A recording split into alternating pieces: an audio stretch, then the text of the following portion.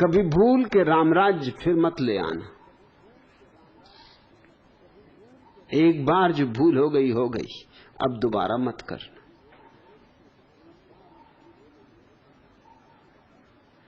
राम के राज्य में आदमी बाजारों में गुलाम की तरह बिकते थे। कम से कम आज आदमी बाजार में गुलामों की तरह तो नहीं बिकता। और जब आदमी गुलामों की तरह बिकते रहे होंगे तो दरिद्रता निश्चित रही होगी, नहीं तो कोई बिकेगा कैसे? किस लिए बिकेगा? दीन और दरिद्र ही बिकते होंगे। कोई अमीर तो बाजारों में बिकने न जाएंगे। कोई ताता बिरला डालमिया तो बाजारों में बिकेंगे नहीं। स्त्रियां बाजारों में बिकती थी। वे स्त्रियां गरीबों की स्त्रियां ही होंगी, उनकी ही बेटियां होंगी।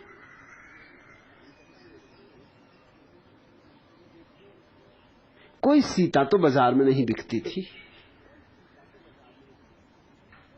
उसका तो स्वयंवर होता था।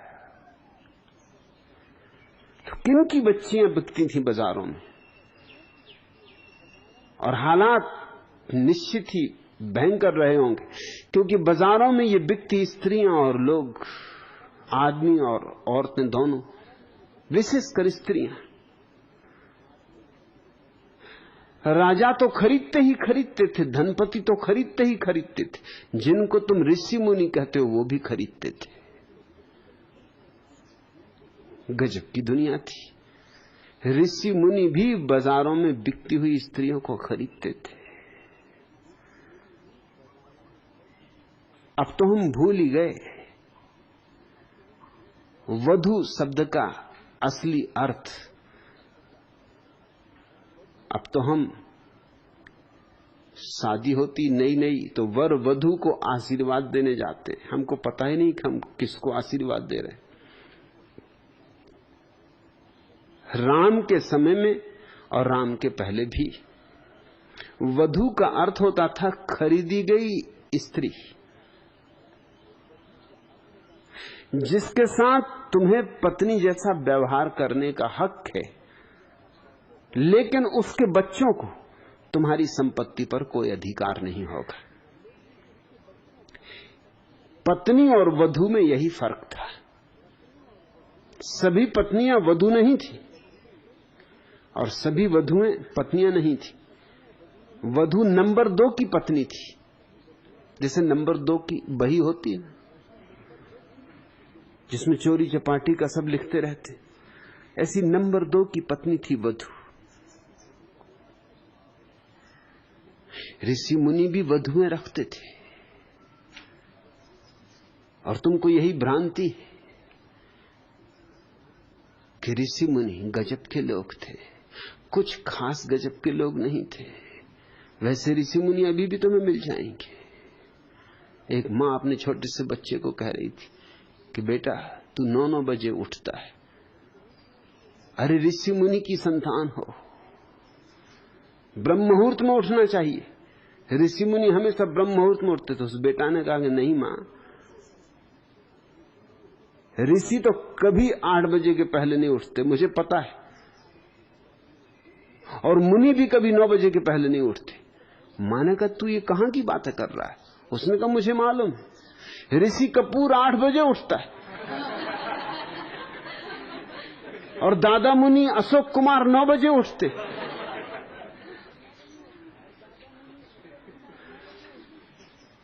इन ऋषि मुनियों में और तुम्हारे पुराने ऋषि मुनियों में बहुत फर्क मत पाना तुम। कम से कम इनकी वधुएं तो नहीं, कम से कम ये बाजार से स्त्रियां तो नहीं खरीद ले आते। इतना बुरा आदमी तो आज पाना मुश्किल है जो बाजार से स्त्री खरीद के लाए।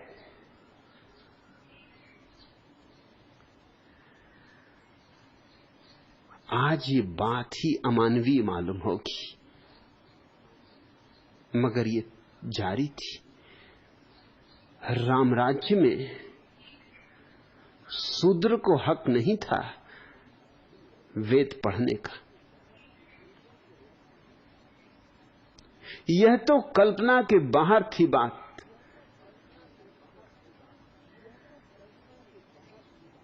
कि डॉक्टर अंबेडकर जैसा शूद्र और राम के समय में भारत के विधान का रचयिता हो सकता था, असंभव। खुद राम ने एक शूद्र के कानों में शीशा पिघलवा के भरवा दिया था, गर्म शीशा, उबलता हुआ शीशा, क्योंकि उसने चोरी से कहीं वेद के मंत्र पढ़े जा रहे थे, वो छिप के सुन लिए थे। ये उसका पाप था, ये उसका अपराध था। राम तुम्हारे मर्यादा पुरुषोत्तम है। राम को तुम अवतार कहते हो, और महात्मा गांधी राम राज्य को फिर से लाना चाहते थे। क्या करना है? शूद्रों के कानों में फिर से शीशा पिघलवा के भरवाना है। उसके कान तो फूट ही गए होंगे, शायद मस्तिष्क भी विकृत हो गया होगा। उस गरीब पे क्या गुजरी किसी को क्या लेना देना। शायद आंखें भी खराब हो गई होंगी, क्योंकि ये सब जुड़े, कान, आंख, नाक, मस्तिष्क सब जुड़े। और दोनों कानों में अगर शीशा उबलता हुआ, तुम्हारा खून क्या खाक उबल रहा है निर्मल घोष? उबलते हुए शीशे की जरा सोचो। उबलता हुआ शीशा जब कानों में भर दिया गया होगा तो चला गया होगा पर्दों को तोड़कर, भीतर मांस मज्जा तक को प्रवेश कर गया होगा, मस्तिष्क के स्नायुओं तक को जला गया होगा। फिर इस गरीब पे क्या गुजरी किसी को क्या लेना देना है। धर्म का कार्य पूर्ण हो गया। ब्राह्मणों ने आशीर्वाद दिया कि राम ने धर्म की रक्षा की। ये धर्म की रक्षा थी, और तुम कहते हो मौजूदा हालत खराब है। युधिष्ठिर जुआ खेलते हैं फिर भी धर्मराज थे, और तुम कहते हो मौजूदा हालत खराब है। आज किसी जुआरी को धर्मराज कहने की हिम्मत कर सकोगे? और जुआरी भी कुछ छोटे मोटे नहीं, सब जू पर लगा दिया, पत्नी तक को दांव पे लगा दिया।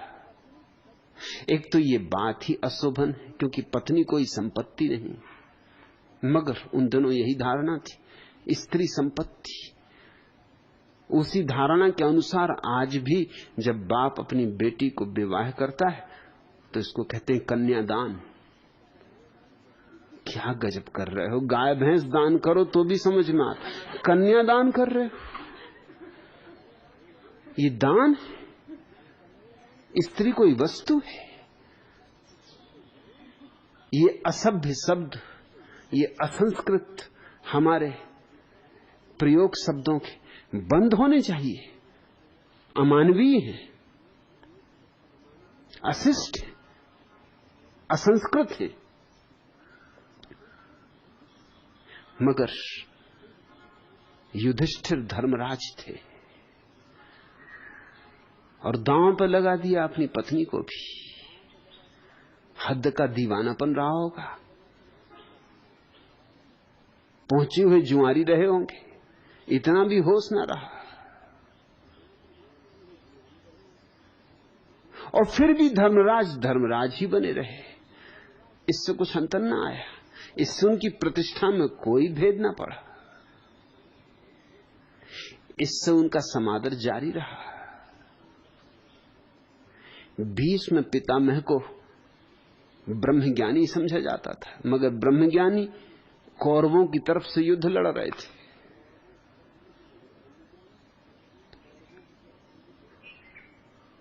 गुरु द्रोण को ब्रह्मज्ञानी समझा जाता था, मगर गुरु द्रोण भी कौरवों की तरफ से युद्ध लड़ रहे थे।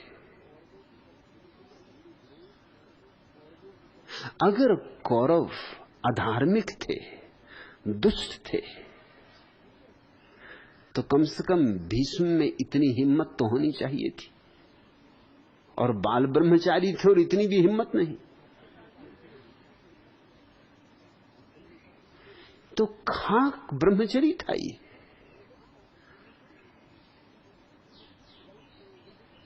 किस लोलुपता के कारण गलत लोगों का साथ दे रहे थे। और द्रोण तो गुरु थे, अर्जुन के भी, और अर्जुन को बहुत चाहा भी था, लेकिन धन तो कौरवों के पास था, पद कौरवों के पास था, प्रतिष्ठा कौरवों के पास थी, संभावना भी यही थी कि वही जीतेंगे। राज्य उनका था, पांडव तो भिखारी हो गए थे, इंच भर जमीन भी कौरव देने को राजी नहीं थे। और कसूर कुछ कौरवों का हो ऐसा समझ में आता नहीं। जब तुम ही दांव पर लगाकर सब हार गए तो मांगते किस मुंह से थे? मांगने की बात ही गलत थी। जब हार गए तो हार गए, खुद ही हार गए, अब मांगना क्या है? लेकिन गुरु द्रोण भी अर्जुन के साथ खड़े न हुए। खड़े हुए उनके साथ जो गलत थे।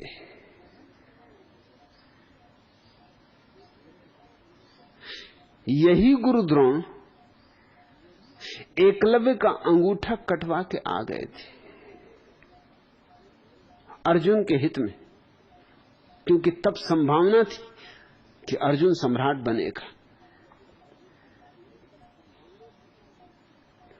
तब इन्होंने एकलव्य को इंकार कर दिया था शिक्षा देने से। क्यों? क्योंकि शूद्र था। और तुम कहते हो मौजूदा हालात बिल्कुल पसंद नहीं। निर्मल घोष, एकलव्य को मौजूदा हालात उस समय के पसंद पड़े होंगे। उस गरीब का कसूर क्या था? अगर उसने मांग की थी, प्रार्थना की थी कि मुझे भी स्वीकार कर लो शिष्य की भांति, मुझे भी सीखने का अवसर दे दो, लेकिन नहीं, शूद्र को कैसे सीखने का अवसर दिया जा सकता है? मगर एकलव्य अनूठा युवक रहा होगा। अनूठा इसलिए कहता हूं कि उसका खून नहीं खोला। खून खोलता तो साधारण युवक 2 कौड़ी का, सभी युवकों का खोलता है, इसमें कुछ खास बात नहीं। उसका खून नहीं खोला। शांत मन से उसने स्वीकार कर लिया। एकांत जंगल में जाके गुरु द्रोण की प्रतिमा बना ली और उसी प्रतिमा के सामने सरसंधान करता रहा। उसी के सामने धनुर्विद्या का अभ्यास करता रहा। अद्भुत युवक था। उस गुरु के सामने धनुर्विद्या का अभ्यास करता रहा जिसने उसे शूद्र के कारण इंकार कर दिया था। अपमान ना लिया। अहंकार पर चोट तो लगी होगी, लेकिन शांति से, समता से पी गया। धीरे धीरे खबर फैलनी शुरू हो गई कि वो बड़ा निष्णात हो गया है। तो गुरु द्रोण को बेचैनी हुई, क्योंकि बेचैनी ये थी कि खबरें आने लगी कि अर्जुन उसके मुकाबले कुछ भी नहीं, और अर्जुन पर ही सारा दांव था। अगर अर्जुन सम्राट बने और सारे जगत में सबसे बड़ा धनुर्धर बने तो उसी के साथ गुरु द्रोण की भी प्रतिष्ठा होगी, उनका शिष्य, उनका शागिर्द ऊंचाई पर पहुंच जाए तो गुरु भी ऊंचाई पर पहुंच जाएगा। उनका सारा का सारा न्यस्त स्वार्थ अर्जुन में था, और एकलव्य अगर आगे निकल जाए तो बड़ी बेचैनी की बात थी। तो ये बेशर्म आदमी जिसको कि ब्रह्मज्ञानी कहा जाता है, ये गुरु द्रोण जिसने इंकार कर दिया था एकलव्य को शिक्षा देने से, ये उससे दक्षिणा लेने पहुंच गया। शिक्षा देने से इंकार करने वाला गुरु, जिसने दीक्षा ही न दी, वो दक्षिणा लेने पहुंच गया। हालात बड़े अजीब रहे होंगे। शर्म भी कोई चीज होती है, इज्जत भी कोई बात होती है, आदमी की नाक भी होती। ये गुरुद्रोण तो बिल्कुल नाक कटे आदमी रहे होंगे। किस मुंह से जिसको दुत्कार दिया था उससे जाके दक्षिणा लेने पहुंच गए। और फिर भी मैं कहता हूं एकलव्य अद्भुत युवक था।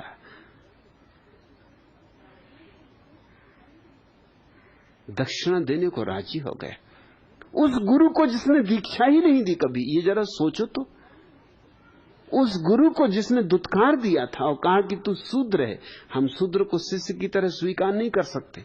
बड़ा मजा है, जिस शूद्र को शिष्य की तरह स्वीकार नहीं कर सकते उस शूद्र की भी दक्षिणा स्वीकार कर सकते हो। मगर उसमें षड्यंत्र था, चालबाजी थी। उसने चरणों पर गिर के कहा, आप जो कहें, मैं तो गरीब हूं, मेरे पास कुछ है नहीं देने को, मगर जो आप कहें, जो मेरे पास हो तो मैं देने को राजी हूं, यूं प्राण भी देने को राजी। तो क्या मांगा? मांगा कि अपने दाएं हाथ का अंगूठा काट के मुझे दे दे। जालसाजी की भी कोई सीमा होती, अमानवीयता की भी कोई सीमा होती, कपट की, कूटनीति की भी कोई सीमा होती। और ये ब्रह्मज्ञानी उस गरीब एकलव्य से अंगूठा मांग लिया, और अद्भुत युवक रहा होगा निर्मल घोष, दे दिया उसने अपना अंगूठा, तत्क्षण काट के अपना अंगूठा दे दिया, जानते हुए कि दाएं हाथ का अंगूठे कट जाने का अर्थ है कि मेरी धनुर्विद्या समाप्त हो गई, अब मेरा कोई भविष्य नहीं। इस आदमी ने सारा भविष्य ले लिया, शिक्षा दी नहीं, और दक्षिणा में जो मैंने अपने आप सीखा था उस सबको विनष्ट कर दिया। ये अर्जुन के पक्ष में उसका अंगूठा काट लाए थे। हालात अच्छे नहीं थे, हालात कभी अच्छे नहीं रहे, हालात बहुत बुरे थे। असल में हालात बहुत बुरे थे इसलिए तो आज बुरे, नहीं तो आज कैसे बुरे हो जाते? आज आया कहां से? ये सारे कलों की निष्पत्ति है। वो जो बीत गया अतीत उसका ही निचोड़ है, उससे ही तो पैदा हुआ है। हम कहते हैं वृक्ष को उसके फल से जाना जाता है, बाप को उसके बेटे से जाना जाता है। तुम्हारे वर्तमान से तुम्हारे अतीत का पता चलता हो, और तो कोई पता चलने का आधार नहीं होता। तुम्हारा वर्तमान कह रहा है कि तुम्हारा अतीत बहुत बदतर था। इसलिए पहली तो बात, अगर तुम ध्यान में उतरोगे तो तुम्हें यह दिखाई पड़ेगी कि हालात हमेशा से खराब थे। मामला आसान नहीं।